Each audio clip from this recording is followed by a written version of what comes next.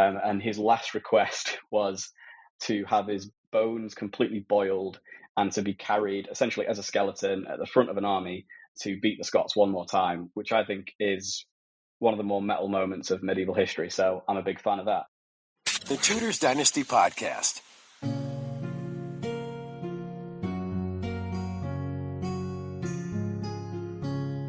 This is the Tudors Dynasty Podcast. And now, Ask the Expert with Steph. Welcome back to Ask the Expert with me, your host, Steph Stohrer.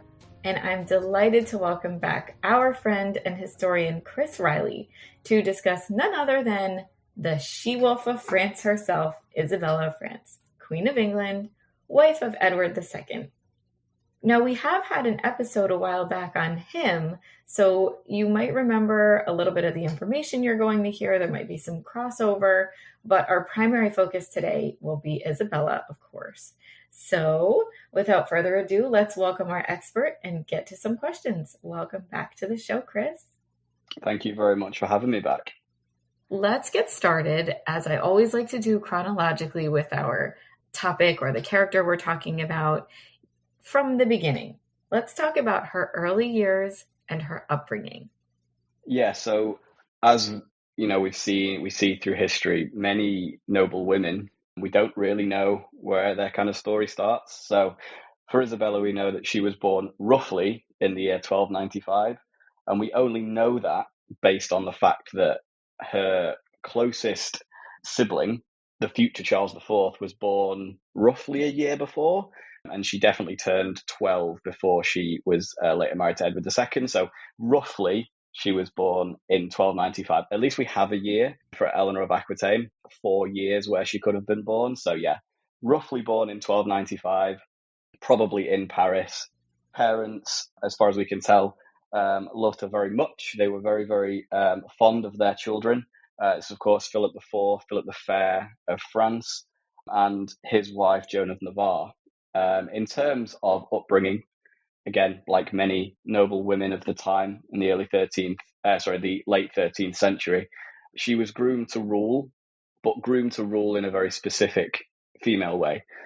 She was set up for a political marriage, as you know, her kind of contemporaries will have been, including her brothers. But she was used as a political tool as young girls were used at this time quite a lot. But as far as we can tell, she lived a fairly happy childhood, educated in Latin. Obviously, she spoke French. She's French. Didn't speak a word of English. Probably never did for her entire time as Queen of England. But who needs English anyway when you can speak French?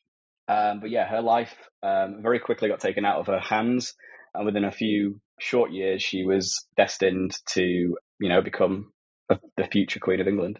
Awesome. So now, okay, I don't know if there's anything that you want to fill in before we start talking about, I feel terrible that we have to our next question is just jumping right to her marriage, right? Because we want to keep talking about her, but leading up to meeting Edward II, or the marriage itself or their relationship, is there anything that you want to kind of touch on before we start getting to the actual marriage? I think we can just jump straight onto the marriage. To be fair, she was betrothed at the age of around 4 or 5 years old. So, as much as her childhood was probably quite happy for those 2 years and spent with her parents, it was very, very quickly apparent that she was not going to be spending much time with them and would be, whisked off to England very, very, very soon. How did the decision to marry Edward come about? How did they kind of set them up? So I guess for context, we need to go a little bit further back beyond Isabella and Edward II, back to, sort of just before she was born in the 1290s. Edward II's father, Edward I, there's a lot of Edwards in this story, but I don't think a single Henry, which is odd for this period.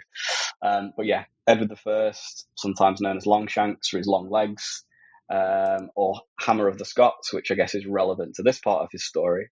In the 1290s, he'd exploited a succession crisis in Scotland and really tried to lay claim to the Kingdom of Scotland and make it a vassal of the English crown. I don't want to say it was a complete failure because there was a period of English control in Scotland, but overall, I mean, we could probably call it a draw or a tie. But part of the kind of war with Scotland was the threat of a war with France.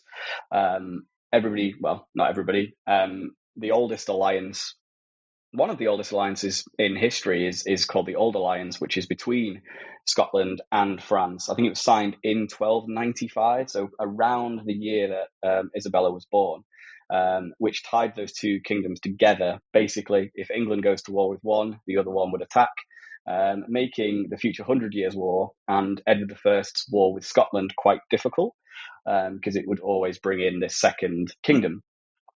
But towards the end of Edward I's life, I said in the 1290s, tension was picking up again between England and France. And as always, a way to smooth over the cracks was to just get somebody married to somebody from the other place. So in this instance, they actually did it twice.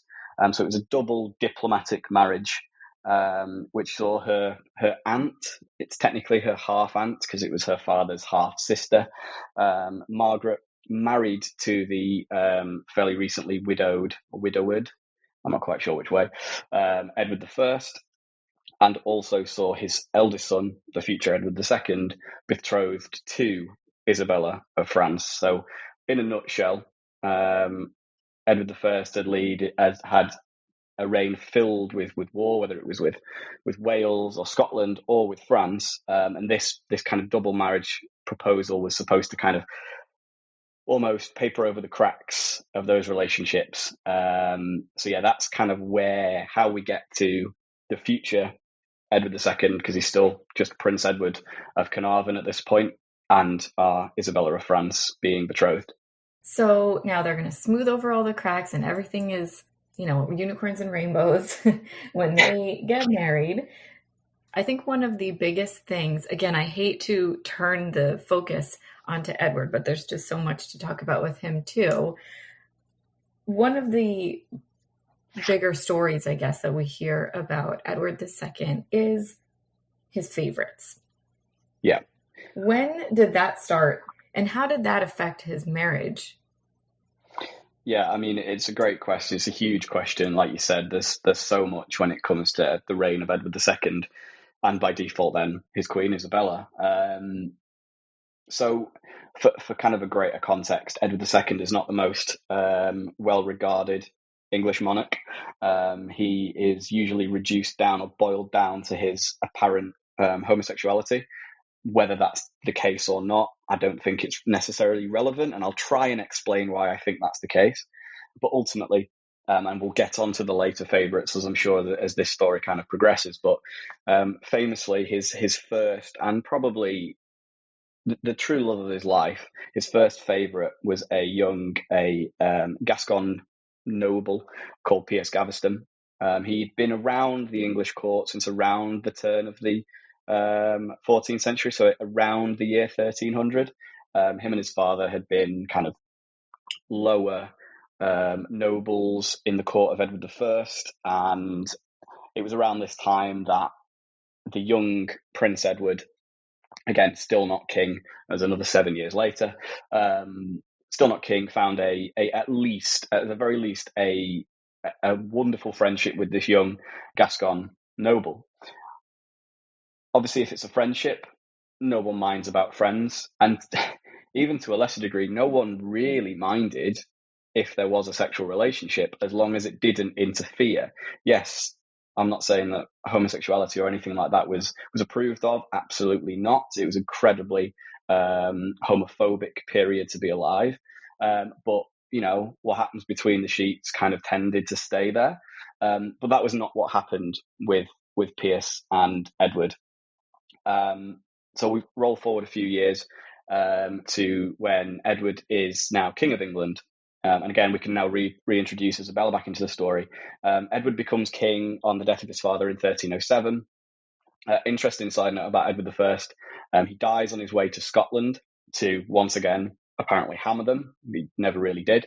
And his last request was to have his bones completely boiled and to be carried essentially as a skeleton at the front of an army to beat the Scots one more time, which I think is one of the more metal moments of medieval history. So I'm a big fan of that. But anyway, back. Those little anecdotes are like one of my favorite reasons for doing these podcasts because, you know, I would never think to ask you, did Edward the First ask to have his bones boiled down? You know, so that's great. Thank you for those. Keep them coming. No worries. I'll keep them coming. Yeah, absolutely. Yeah. So yeah, Edward II is now king with his young favourite Piers Gaveston at his side. In 1308, Isabella, around 12 years old, is being crowned. Sorry, I know I always say coronated, and I always mean crowned. Being crowned Queen of England, or so she thought. Essentially, Piers, as this unofficial leading noble, organises a giant kind of coronation party as such, but there is no mention of Isabella whatsoever. He sits next to his friend, we'll call him Edward, as the king. He has his coats of arms everywhere. There is no mention of Isabella as queen whatsoever. And this is after Piers has already been exiled from court once before. He is then brought back by Edward when he's king. And this is just a small example of one of the many reasons that Piers was physically, kind of socioeconomically, culturally in the way of Isabella's relationship with Edward. Like I said, I don't totally believe that the sexual nature or the apparent sexual nature of his relationship with Piers was the issue for the rest of court. One of the main things that Piers Gaveston is known for is being a social climber. He was noble, absolutely, but he came from a small noble family from Gascony. He wasn't a, he wasn't a Beaumont or a Leclerc or anybody like. He wasn't a well-known noble. He was a bit of an upstart. So people didn't like the fact that Edward was showering him with titles, and he even gave a lot of the jewels and kind of wedding gifts that had been sent by Philip IV of France to his daughter, to Piers, which is a massive kick in the teeth, I think, if you are a young girl, a queen, the daughter of a king. I can imagine she was pretty, humiliated by Piers, and this is just within the first 5 minutes of essentially stepping foot in the kingdom. So, pretty much from the get-go, there was a third in their relationship. What is she expected to do? I mean, a lot of the queens at the time were kind of, having mistresses or having, someone on the side is not necessarily an outrageous thing. It happened somewhat frequently, but not necessarily with a man, of course. So was she expected to just kind of turn a blind eye to it? Or was she permitted to be loud and angry? It's a really good question. And you hit the nail on the head. Royal mistresses were completely, I don't want to say accepted, but for lack of a better word, accepted, certainly in courts of Europe. I think we spoke about it when we were talking about the anarchy last time. Henry I, going back, 200-ish years, my maths is terrible, had, 24 illegitimate children. Yes, his wife probably really, really minded, but it's never really held against him. It is just a fun anecdote. I think the difference is with Piers Gaveston, and we'll see later as well with his, I think probably his more notorious and far worse favourite. With Piers Gaveston, he didn't just fulfill the role of a queen in terms of this kind of life partner to the king. He also took advantage financially. He was, endowed with titles. He was Earl of Cornwall. He was absolutely despised by pretty much all of the nobility of England, which ultimately led to his downfall. And again, Isabella, back to talk about her a sec, she's a child at this point. Whether she was old enough to get married, the age was around 12 where it was considered completely fine, she is still a child. She's 12, 13, 14 years old at this point. I don't think at that age I was able to comprehend what relationships were and weren't. So I can imagine it was probably just a very confusing and quite lonely time for her. But she certainly didn't let it kind of colour her impression of what it was to be a queen of England. As we'll see later in her story, I think she holds herself to a very high standard and in high regard anyway. I think she's very, very intelligent, very diplomatically astute, as we'll see. But ultimately, she didn't really have to be annoyed because everybody else was annoyed for her. Famously, in 1311, a set of ordinances was placed on the king. Ultimately, it was to control or to stop the control of Piers Gaveston. He again was exiled, very, very quickly brought back by Edward. But the leading nobles, they already had this precedent set with Magna Carta, from the century before. There was legal backing that was in place to stop a king from doing certain things. Yes, those legal restrictions had been chopped and changed over the century since Magna Carta, but there was an understanding that nobility could do something. So 1311, we have the ordinances that see Piers Gaveston removed. Again, like I said, it doesn't end well. He comes back, but he doesn't survive for very long. Within a year, he is captured at Scarborough Castle, not too far away from where I am. He's captured at Scarborough Castle. He is supposed to be brought to London to be tried, but he is executed before he gets back. And just a quick final note on Piers and Edward. I think Edward and Isabella, and I'm kind of hopefully going to make this point later, are two of the most misunderstood and kind of misrepresented monarchs in English history. But I think what's really sad about Edward is I think he truly does lose the love of his life when Piers is executed in 1312. And I think we can say whatever we want about politics and economics and, all that kind of stuff. At this point, ultimately, just person on person, I think it's a real tragedy for Edward. He doesn't even get to see him in London have the trial and then executed. He's taken out and he's just, essentially his head's cut off and that's it, done. He doesn't even get to bury him until several years later.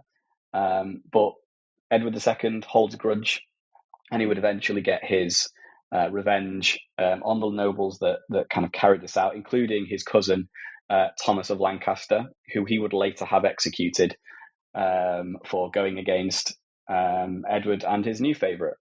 Because, yes, he may have been truly heartbroken. I truly believe he was for the rest of his life. But it didn't stop him moving on relatively quickly. It sounds like you're suggesting that he moved on relatively quickly with someone else that was not his wife. But now they obviously did have children together. Was there any affection between the two at all? Or was it purely obligation that led them to being able to have a, family, quote family, and children? Yeah, I mean, I think there must have been some level of attraction, or at least on Isabella's part. As always, with medieval descriptions of monarchs, it's always quite difficult to tell what's the truth and what's just very, very generic, tall, fair. Not so much tall, dark, and handsome, but tall, fair, and handsome are the words usually used. And Edward II is he's not excluded from this. He was described as tall, athletic, handsome, funny, very much in the physical vein of his father. So I think Isabella, as a young princess, as a young queen, must have looked at this husband of hers and gone, gosh, I've really struck the jackpot here. He's king of a powerful, rich kingdom, and he's a bit of a looker as well. I don't know, and I don't think it's my job to speculate on Edward's sexuality. I don't think it serves a purpose. But having said that, Edward, like you said, Edward and Isabella have several children, including Edward, the future Edward III. No matter what Braveheart tells you, it's still one of the worst films ever. Thank you for mentioning Braveheart. I was trying to think of how to get that into the conversation. And there you go. Perfect. Yeah, absolutely. There Braveheart was wrong. Braveheart is definitely wrong. Mel Gibson is not the father of Edward III. You know, I'm not even. Right. I'm not She even was. I'm not even Go going to say ahead. spoilers alert, because you don't need to watch Braveheart if you haven't, and if you have, you understand why you don't need to watch it.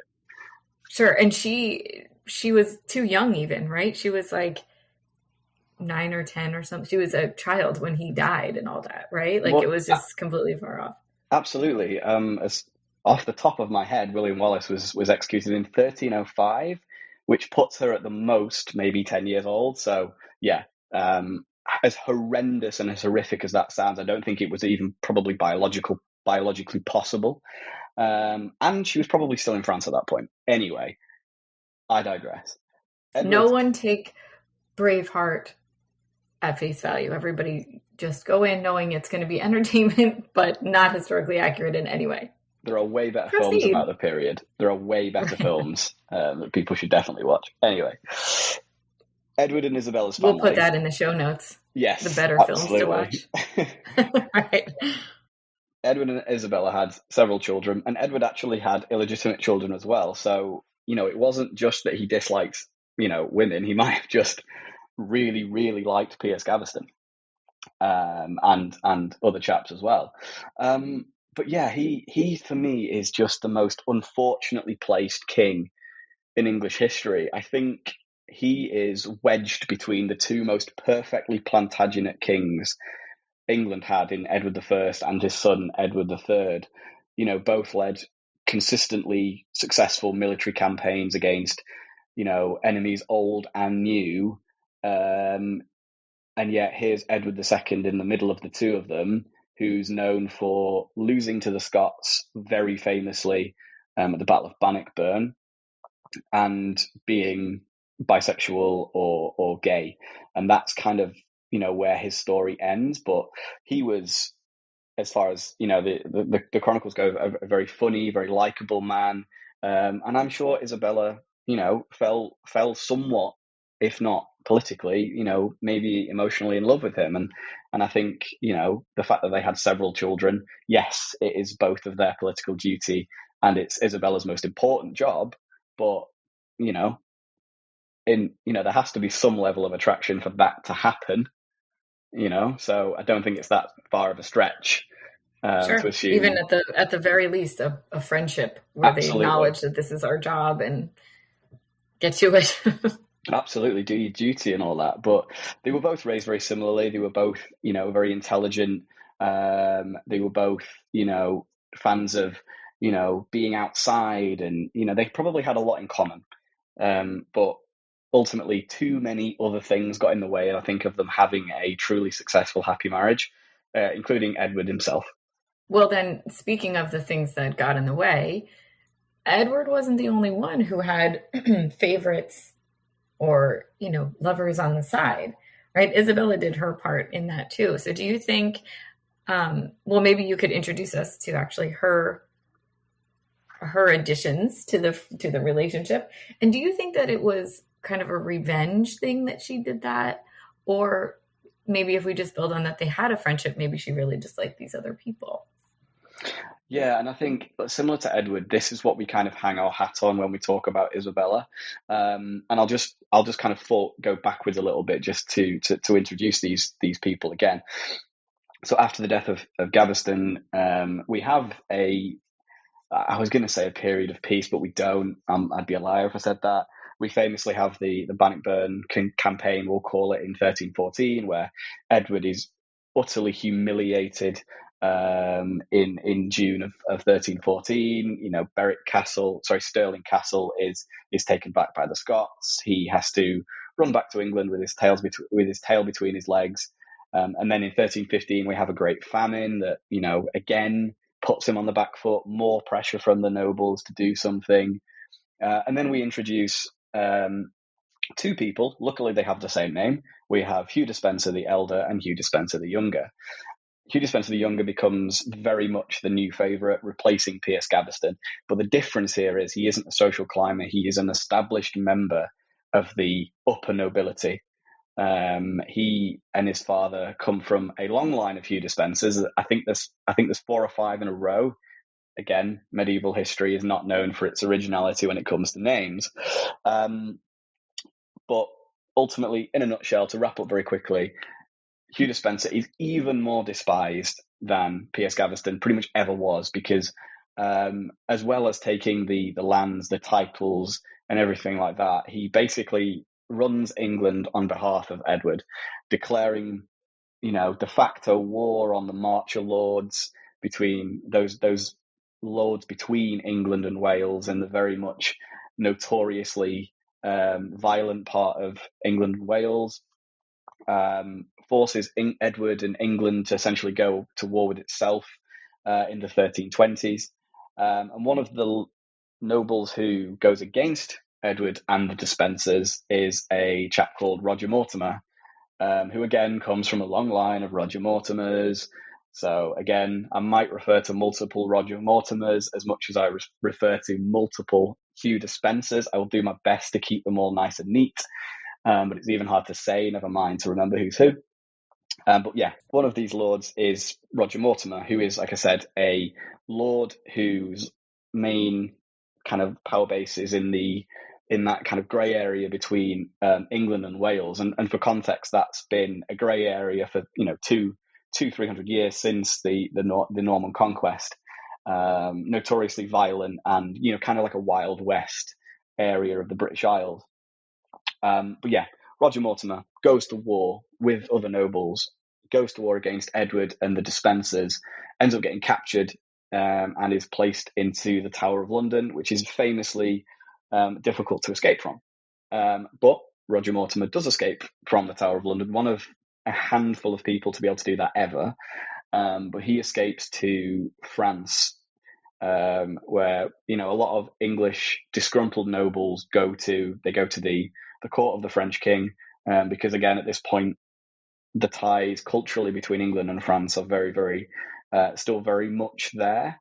At least for this generation, it's probably the last generation, I would say, where they're still so close. But yeah, Roger Mortimer. Remember the name, because, and I'm sure we will touch on him in literally about a minute, is a very, very important character in this story. So you just mentioned actually that the ties between France and England. What was the status of the relationship during this time? And what do you think that Isabella was doing for the relationship? So first and foremost, Isabella was used as a political tool from the moment she, was betrothed to Edward in the 1290s. So her job, first and foremost, is that political go-between. It's really important to note here that England still holds some land in what today we would call France. It's not Normandy and Anjou and Aquitaine anymore. It's just the area kind of south Aquitaine called Gascony. And this is still held by Edward II at this point of England as a thief of the French crown. So several times in her life, Isabella is used by Edward as a proxy to discuss matters of Gascony with her father and then her brothers, Louis X and Philip V, and then later Charles IV. Three of her brothers rule very, very quickly after each other. She is used as a diplomatic, overseas diplomat quite a few times, especially over swearing fealty for Gascony. This is something that has caused kings of England problems before. We see it with Henry III, we see it with Richard the Lionheart, Henry II. All of them have some kind of stake in Greater France, we'll call it, whether it is the whole of Aquitaine or it's, it is just the small slither of land, which is Gascony. They all have to basically say thank you to the French crown. Thanks for that. I'll look after that for you. But you are still my overlord. So literally from the moment of the Norman conquest, as William the Conqueror was a vassal of the French crown, the relationship was always going to be difficult. Two kings, but one was slightly more of a king than the other. So Isabella's role was always going to be important, not just the fact that she, in terms of from a blood point of view, tied the two houses, Plantagenet and Capet together. She was like I said, she was the perfect go-between her blood family and her marital family, because, as we'll see later, that relationship is tested several times. Now, I'm sitting here wondering if we should talk about, because I obviously want to mention, right, that she was called the She-Wolf of France. And we've gotten through, 30 minutes or so of chatting about her, and there doesn't seem to be any awful, cruel things that she's doing. So in the story of her, do you feel that we are at the point now where we can start talking about this kind of vicious, cutthroat Isabella, or are we not there yet? When did that start to come out of her? Again, yeah, it's a great question, because it's one of those things that's been added to her name much later. Certainly up until this point, she was probably a very popular queen in England. She's not doing anything wrong, and if anything, she's absolutely the victim in much of what Edward is doing, whether it's with Piers Gaveston or Hugh Despenser. Right. It's much later that she becomes known as the She-Wolf. She's not the only person to be called a She-Wolf, but she's probably the most famous to get this horrible title. But yeah, I think in terms of when it's around now. She, again, like I said, is used as this political go-between between her father and their brothers and her husband Edward. And most famously, this comes in the kind of mid 1320s. Again, Edward II has been asked to swear fealty for his lands in Gascony. This is we've got Charles IV on the throne. It gets very messy with who is King of France at this point, because, like I said, three of her brothers rule very, very quickly between the years of sort of 1314 and 1328. There's four kings of France, and repeatedly Edward is told to swear fealty. And by this time, he's like, nope, I'm not doing it anymore. I've already done it recently. I don't need to go again. So the French invade Gascony, which obviously causes Edward to go, whoa, okay, let's talk about this. I'm going to send my wife. I'm going to send your sister. You can talk about it. I'm not leaving. So Edward cannot leave England because he's terrified of what will happen to Hugh Despenser. For context, we are in the middle of a civil war in England. The Despensers again are, trying to carve out this mini kingdom for themselves, and Edward is footing the bill financially and kind of reputationally as well. So Isabella is sent to her brother's court. Again, very diplomatically manages to calm things down in the Gascony region, and all her brother asks is, all I need is Edward to come over and swear fealty, and all is forgiven. We're all good.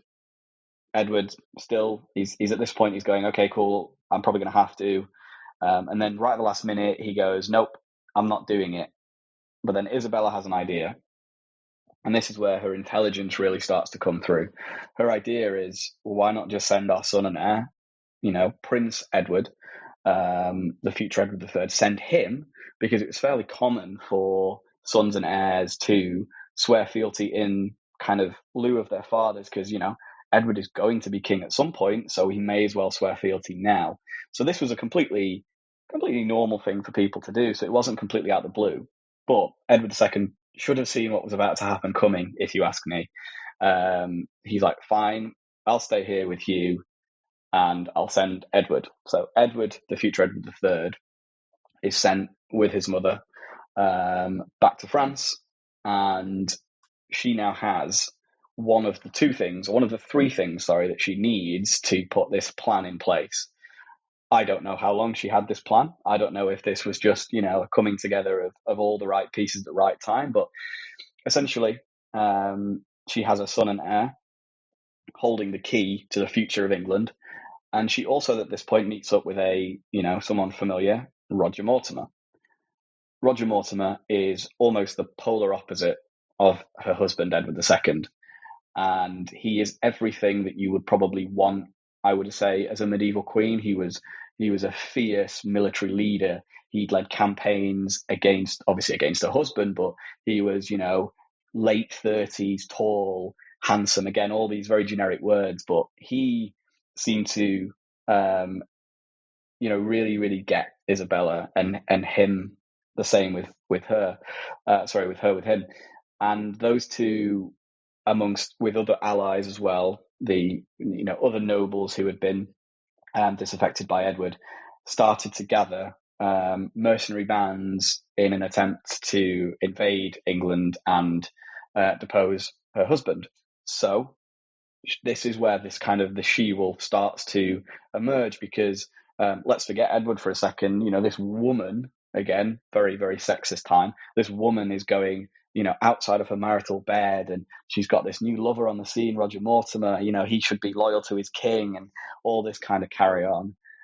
When, in matter of fact, I personally don't know. I wasn't there, obviously. I don't know if I believe they were lovers or not. Again, like Edward, I don't think it's relevant. I think Roger provided Isabella with the things that she needed at the time. They seemed a better match in terms of personality. He was, strong and forceful as she was, whereas Edward was very, very personal and probably quite, meek and mild. But the third thing that she needed really was some kind of political backing from someone else. Her brother couldn't outwardly say, yes, I'm supporting my sister's claim to the English throne. She didn't have a claim. A, she didn't have any blood claim there. B, she was a woman. And C, there was a completely legitimate king sat on the throne. But one thing they did have was a very, very malleable heir in the form of Edward III. One thing he didn't have was a wife. So Isabella, again, showing her political intelligence and diplomatic kind of intelligence, saw an opportunity to get a much needed ally in the form of Hainaut, which is an area in around Flanders, the Belgium area now. I'm very, very poor with geography as well as maths. But essentially, Edward III is betrothed to Philippa of Hainaut, who he does later marry, which gets Isabella and Roger's cause some well-needed kind of, real meat on it in terms of this planned invasion force. She then does leave France with this mercenary band with Roger as its military leader. This is in September of 1326. Lands in England and almost completely unopposed. Usurps her husband. Edward II is removed from power as he tries to flee with Hugh Despenser. He is captured and later executed in one of the worst ways imaginable, and I'm happy to go into details if you want. But essentially, I definitely want. Of course, that's going to be one of the questions, so we're definitely going to come back to that. I thought so. She returns to England with Roger Mortimer and, most importantly, Edward III, who is basically declared king in lieu of his father. He's only a young lad at this point. He's only a teenager, so he doesn't have any of his own power, and basically his mother, and we will say it just because it's easier, her lover Roger Mortimer rule England for the next few years, and it doesn't go well for her, to say the least. Okay, so we will come back to that section in a moment, and I'm going to come back to Edward's death also in a moment. But just quickly, I just want to focus again on her meeting in France that she went to with Edward III, or the future Edward III. Was she able to secure this alliance or this betrothal between Philippa and her son without her husband's say? technically, no, she wasn't supposed to, but she basically does anyway. One of the things that Isabella does at this time, which I think truly does remove any blame or any kind of adulterous blame being placed on her, is she declares herself a widow as if, Edward II had died already. And she does this because, and I can't remember the exact quote, but she says, marriage is supposed to be between two people, and yet there is a third in mine, Hugh Despenser, and whilst that third person is there, I, cannot be married to this man, Edward II. She starts wearing black as a widow. And I think this is, truly a piece of political, mastermindship. She really does play her hand perfectly, because everyone just kind of goes, yeah, that makes sense. And he is completely out of line. And he has got this favorite again, who's completely, taking everything and more than he's given. So again, I think this is a series of very, very intelligent political decisions that Isabella makes, that leads to a very, very successful campaign. And for context, when they land in England, Roger Mortimer and Isabella, a shot isn't fired. Nobody fights anyone. She basically chases Edward and Hugh, who try and escape on a boat. They don't escape. They capture both of them. Edward II is held in Berkeley Castle in Gloucestershire, and like I said, Hugh is summarily executed. There's a mock trial very similar to Piers Gaveston, but whereas Gaveston simply had his head cut off, which obviously is awful, but Hugh was strung up. He was hung. He had his genitals cut off. He had his entrails removed and burned in front of him, before being drawn and quartered. And what I think is, again, very similar to the boiled bones. One of the coolest things is Isabella's response to this is she watches the entire execution, apparently just eating an apple, without even looking away. She watches and never breaks it, never smiles, never looks away, just completely stony-faced, watches this man be utterly ripped apart. And I don't blame her. I think, this man cost her marriage, her family. Hugh Despenser also oversaw the removal of her children and pretty much all of her land that she was eventually given by Edward, in response to, growing resentment towards, people being French. Isabella was French, but she was culturally English at this point. So yeah, I think, the execution of Hugh, as horrendous as it was, I'm pretty sure Isabella really enjoyed it, and I don't blame her at all. And there's the she-wolf. So now, do you think that, I don't necessarily think that anybody would have expected that outcome, but do you think that Edward II and Hugh kind of saw anything coming? I don't think they do, because I think they would have stopped. I think ultimately, if they would have considered themselves at least half intelligent, they would have stopped. I think the biggest blunder was sending Edward III to France, because the heir is ultimately the biggest, bargaining chip that each side of this conflict, can have. If Edward II holds his heir personally, then he holds the future to the kingdom. If Isabella does, then she does the same. And people they were sick of Edward II. So if an alternative comes along, they're not going to go, nope, I respect the fact that Edward is king. They're just, they weren't usurping the throne in the name of Roger Mortimer. I don't think that would have landed at all. They were doing it in the name of Edward III. So it had been a tough few years with war, with famine, everything like that. It had been tough. So, as we see throughout history, people like a scapegoat. And yes, Edward II is to blame for much of it, but he was a very, very easy scapegoat. Having said that, back to your original question, I think it could have been avoided. I think it absolutely could have been avoided if Edward had just played his hand better. He'd already seen what had happened with Piers Gaveston. He'd already seen the response to a favourite in that situation. He shouldn't have done it with Hugh Despenser. he absolutely shouldn't have done it again. And he probably would have continued to live as king much later than he did. Like I said, he was held in Berkeley Castle, but he wasn't held for very long. There were several attempts to free him, and he. I don't really know how to say it because I don't know whether I believe it or not, but he was dispatched, let's say. Whether that meant killed or he escaped, I don't know. I'm happy to go into that if you want, but ultimately he stopped being king in 1327. We'll say that.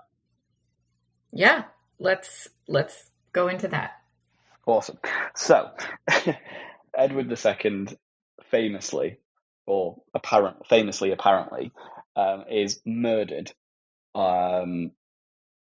by a pretty horrendous method, and there's pretty much no contemporary evidence of this specific method, where a red hot poker is thrust into him in an area that you probably wouldn't want a red hot poker thrust, probably taking a bit of a jibe at his probable homosexuality. The other, probably more reasonable way of thinking he was murdered was he was probably smothered to death. Again, I do believe if he was, it was on the direct orders of Roger Mortimer, maybe not so Isabella. But what I actually think happened, and kind of historians are pretty split on what happened or not. Some weeks he was murdered, some weeks I'm where I am now, which is he escaped or was freed, and he found his way to Italy, where he became a hermit, lived in a religious community, and lived for many more years quite happily as a religious recluse. And there is also rumours that he also visited his son Edward III later in his life. Also, another reason, and one of the main reasons why I think he didn't die in 1327 is the one title that Edward III did not claim or did not take when he became king in 1327 was the title Prince of Wales. That was his father's title. Famously, Edward I needed a son born in Wales so he could claim the title Prince of Wales. And he didn't claim that until much later. Now it's obviously associated with the heir to the throne, Prince William. I think he's officially Prince of Wales now, but he's de facto Prince of Wales since his father Charles III became king late last year. But at this point, Edward probably should have just claimed that title along with everything else, but he didn't. And I think that's because he knew his father wasn't alive as well. But it's a bit of a conspiracy theory, but there's quite a lot of evidence to say that he was in Italy in a hermitage. I was wondering why you were saying that you're not of the school of thought anymore that he died. What makes you waver? Because you said earlier that you sometimes are thinking he was murdered, sometimes you're thinking he escaped. What makes you go back and forth? I think it's too neat that he's murdered. I think it's too easy for us to say, this is where it ended and this is where it started for Edward III. I think, we see it later with Richard II, who is murdered in 1399 at Pontefract Castle. It's a very, very neat way to end a reign. And another thing that's, again, back to Isabella, is really important that she does, again, as a politician, she very publicly declares the death of her husband. She has the body displayed publicly in a way saying, look, you cannot have any doubt. He is dead. I promise you. I think it's, protesting a little bit too much. But also, I'm usually of the school of thought that whatever it looks like most likely happened is probably what happened when it comes to history. I'm not one of those people that usually, that goes off and goes, oh yeah, it was definitely, Roger Mortimer on the grassy knoll. It is pretty much usually what it says on the tin. But for once, there's quite a lot of evidence to say he does escape. So again, I'm not sure. I think either way, it's very, very important, and it shapes the future of England. It definitely shapes Edward III's life, whether it's his father survives or not. But yeah, it's. I don't think we'll ever find out. The only thing I'm certain of is he didn't die from the red hot poker. I'm fairly confident that is a much later, if not probably a Tudor invention. I was just going to say, who do you think invented that then? Those Tudors. Those pesky well, then Tudors. whose body do you think it was if she so publicly displayed her dead husband? It could have literally been anyone. I mean, back to the point I made at the start about the very generic descriptions of monarchs and of nobility. All they needed to find was somebody that could be described as Edward II. The first, English monarch to have a somewhat lifelike portrait taken was Richard II. 100 years later, or nearly 60, 70 years later. So we don't know what Edward II looked like. And it's fair to say that people at the time also didn't know what Edward II looked like. So right, there's no Henrys in this story. There's no Henrys. There's no Henrys. There's no Matildas either. It's freaking my brain out. I feel like I need to Henry somebody or other. But again, to counter my own point, something that is important about Isabella and the death of Edward II is she is famously buried with the heart of Edward II. Much like, obviously, when she dies in 1358, she is buried at Greyfriars with the heart of her husband in a little silver kind of chalice. So maybe he was murdered. It's really hard to tell. That's so gross and romantic. Okay, so let's talk about his. Now he's gone, so he's either dead or he has escaped. He's not there. We know that. And you had mentioned that it didn't go well. It didn't go well when he was gone and she was left there. So give us a little bit of that story now, because that's, I think, where it gets interesting, where now we can focus on really just Isabella and we don't have to talk about her husband anymore because he's not there. Yeah. And just a note on that, I think I've really tried to make sure I talk about Isabella as much as can, because as we figured out with this story, it's really easy to talk about the men in her life, whether it's her brother, her father, her lover, her husband, her son, whoever it is. So yes, we can now just talk about her as, as the woman that she was. Right. And I think that it's not necessarily doing her a disservice that we had other people to talk about, because it shapes who she was and who she was becoming, so that we get to the point where she is now and she's the focus. But all those things that happened to her before that were really noteworthy. So it makes sense that they're what we talk about up until now. True. I think you've just said about the experiences, and I think those experiences did completely shape her regency. She basically ruled England for a handful of years, pretty much on her own. Yes, there was Roger Mortimer there pulling the strings, maybe behind the scenes, but she was the de facto queen of England in her own right, which is something to be really, I guess, be proud of if you're Isabella, and we can look back, through the lens of history and see that for what it is. It's an incredible achievement. What she does do, though, is she unfortunately makes all of the same mistakes that Edward II makes, which is showering her favourite, Roger Mortimer this time, with land and title, and the two of them basically run the country into the ground. This isn't great, obviously, and it's like the first and only time in her life I think she makes poor political judgment. Throughout her life, we can see that she's made excellent diplomatic choices in terms of her go-between between France and England, who to align herself with, whether it was, Roger Mortimer, her brother, whoever it was. She's done a pretty good job. It's at this moment that, she sees that she doesn't have any enemies. And in a sense, she doesn't. But the one person that she doesn't really see coming is her son, technically the king, Edward III, who again is only like 16 at this point in 1330, sort of 3 years after the apparent death of his father. It's around this time that Edward, very importantly, has a son. So I mentioned earlier about the power of the heir being so prevalent. Edward has now at this point had a son, shockingly, he's called Edward. As we have a run of Henrys, we now have a run of Edwards. All the Edwards. Yep. Absolutely. This Edward is one of my favourite Edwards. This is Edward the Black Prince. He doesn't become king, but that's a story for another day. He now has this. Are you coming back to talk about him now too? I mean, I'll get it on the calendar. I'm always happy to.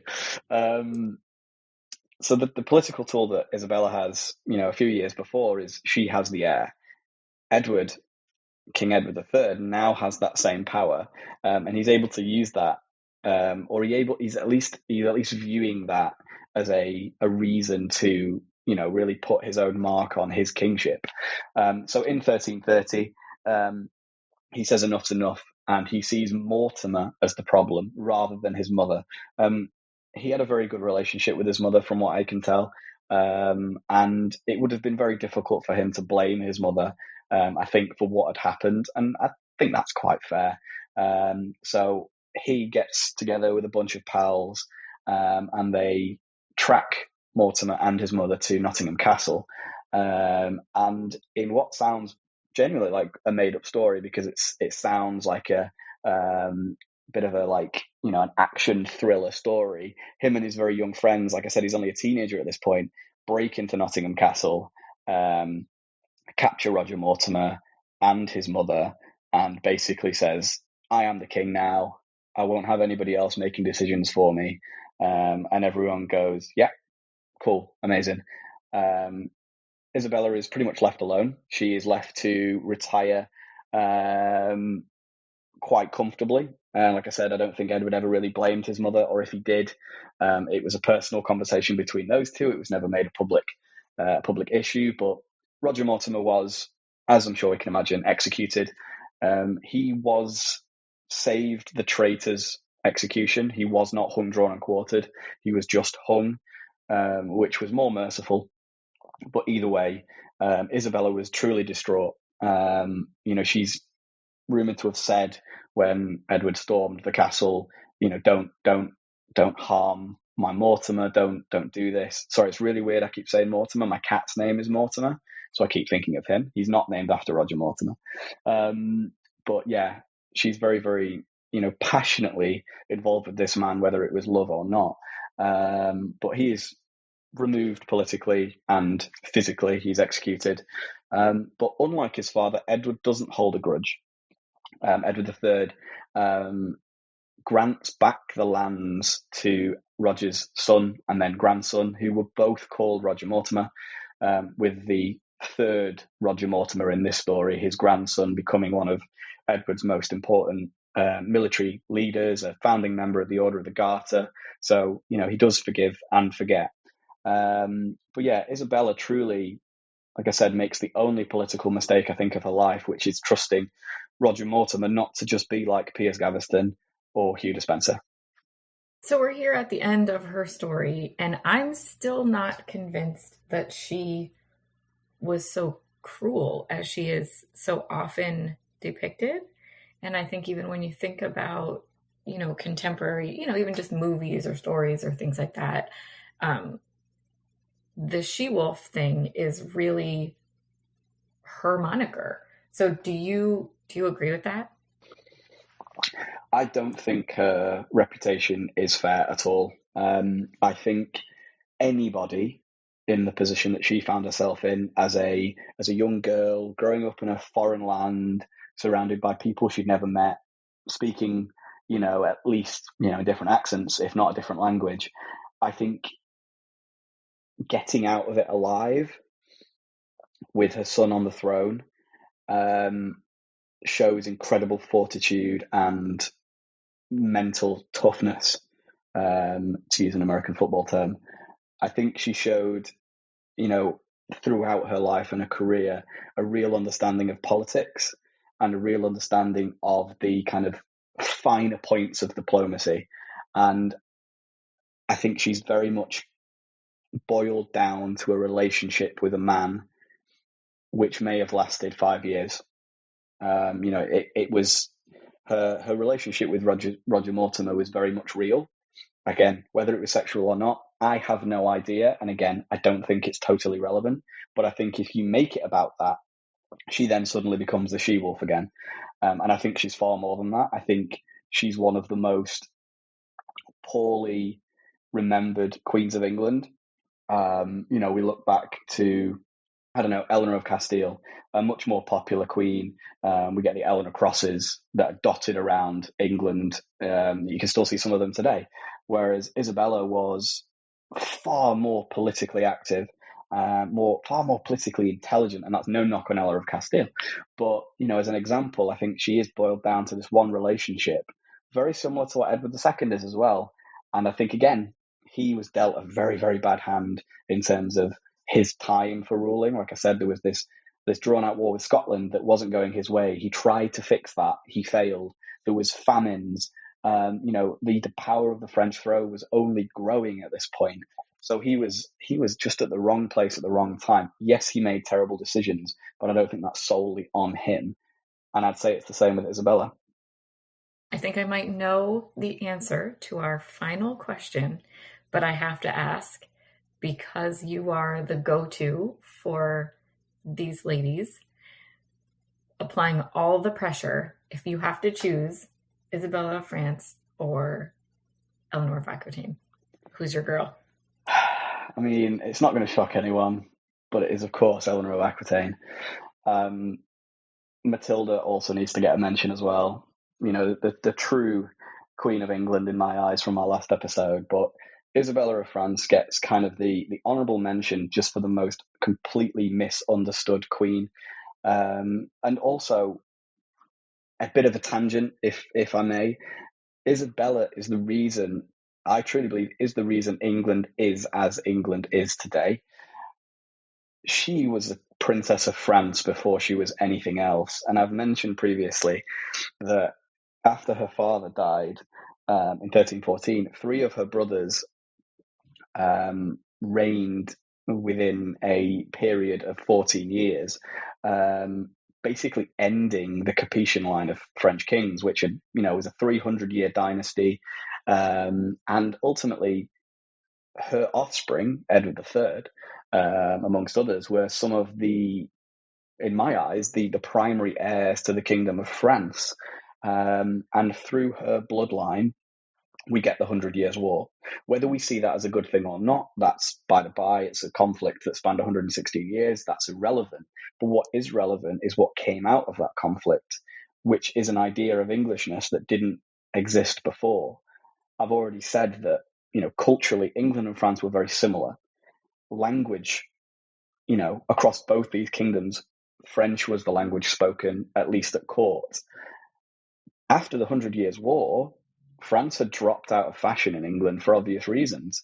Henry V was the first king. Probably his first language was French. Was English. And this is, twofold, because he wasn't born as a prince. He was born as the son of a duke, but also because the 100 Years' War had been raging for so long at this point. The idea of being French wasn't as fashionable as it was 100 years before. And you can boil this all down to the fact that Isabella was the only surviving child of a Capetian king who had run out of sons. The reason we have the 100 Years' War and the reason that Isabella wasn't able to see her son become king of France as well as king of England is boiled down to a sexist law that the French crown seemed to exploit at this time and this time alone, which is Salic law, which saw that no land or title could be inherited through a woman, which barred Henry III from the throne. This didn't stop it happening previously, but the idea of probably having an Englishman on the throne of France was not what the French wanted. As an Englishman, as I understand, if it was the other way around, I'd totally get it. But, this is where we see the Valois monarchy of France, the Valois, House of Valois, appear as cousins, far more distantly related than Edward III, as a grandson of a French king. So Isabella has a lot more to do with being English than Eleanor of Aquitaine ever did, and a lot more to do with being English than many queens that came before her. But she was arguably, technically, on name alone, the most French. You always bring such a great perspective, I think, to the conversations and to the stories. And we really want to thank you again for being here today, Chris. And I think going forward, we have a list of other people that we would love to chat with you about in the future. But for now, let's talk about, before I let you go, let's talk a little bit about some upcoming things that you can tell our listeners about that you've got going on where they can support you. Awesome. Yeah, thank you. And again, thank you so much for having me back. It is a genuine pleasure to talk to you about these people. But yeah, in terms of what I've got going on, by the time this episode airs, I'm going to assume that the latest, and in my opinion, probably the greatest edition of the Historians magazine, which I'm very grateful to be a part of, will be launching very soon. It's all about medieval history. In case you haven't already guessed, that's kind of my thing. So I'm very, very excited. I hope people check it out. It'll be available to read online for free. You can also purchase physical copies as well, which helps out so much in terms of what we can provide as a magazine. It is available internationally as well, so you're not missing out if you're not in the UK. We have some really, really cool articles in it. We do have one of our features is about Eleanor of Aquitaine, but I have not written it. Someone far more qualified than me has, but I will leave that to when it comes out. But yeah, if you want to find out more about the Historians magazine, obviously you can send me a message on Instagram or Twitter at Chris Riley History, or you can follow the magazine at the Historians magazine on all the normal places. We're on Instagram, TikTok, Facebook, Twitter, all sorts. And also you can actually just find all of our previous editions of the magazine, including the one that's currently out, which is all about ancient history, at www.thehistoriansmagazine.com, where you can find all of our previous editions and loads of other stuff as well. But yeah, thank you so much. It has been a genuine pleasure on my side anyway. Oh, likewise. It's been awesome. Thank you so much again. And we will definitely look into the Historians magazine.